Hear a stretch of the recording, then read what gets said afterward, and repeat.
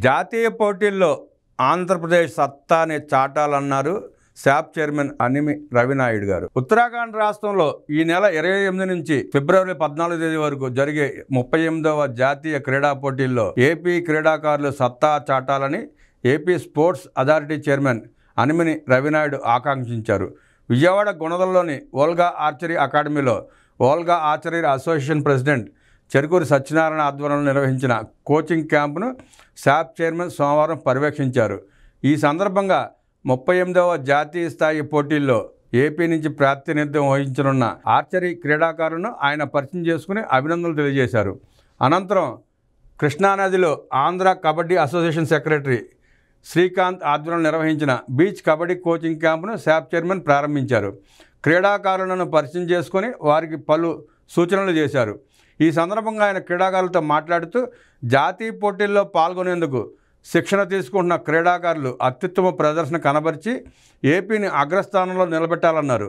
క్రీడాకారుల భవిష్యత్తే ధ్యేయంగా రాష్ట్ర ప్రభుత్వం నూతన స్పోర్ట్స్ పాలసీని తీసుకొచ్చిందని, ప్రభుత్వ ఉద్యోగాల కల్పనలో స్పోర్ట్స్ కోటాను 2% నుంచి 3% పెంచిందని, క్రీడా పుస్తకాలను భారీగా పెంచిందని వివరించారు. ఏపీ నుంచి అంతర్జాతీయ క్రీడాకారులను తయారు చేయడమే లక్ష్యంగా సీఎం చంద్రబాబు నాయుడు కృషి చేస్తున్నారన్నారు. దానికి అనుగుణంగా క్రీడాకారులకు ప్రయోజనకరంగా రాష్ట్ర వ్యాప్తంగా అన్ని జిల్లాల్లో అంతర్జాతీయ ప్రమాణాలతో క్రీడా వసతులను ప్రభుత్వం కల్పిస్తుందన్నారు.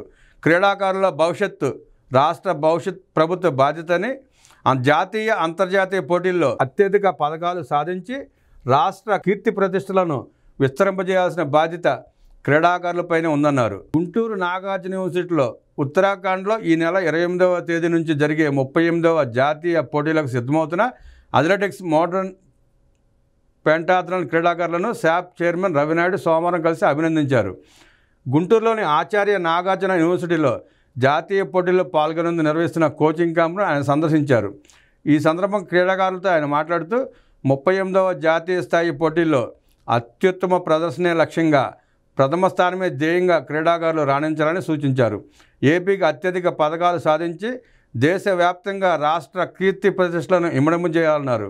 క్రీడాకారుల భవితకు రాష్ట్ర ప్రభుత్వం పెద్ద వేట వేస్తుందని, దానికి అనుగుణంగా క్రీడల్లో ఏపీని అగ్రస్థానంలో నిలబెట్టేందుకు కృషి చేయాలని శాప్ చైర్మన్ రవినాయుడు క్రీడాకారులను కోరారు.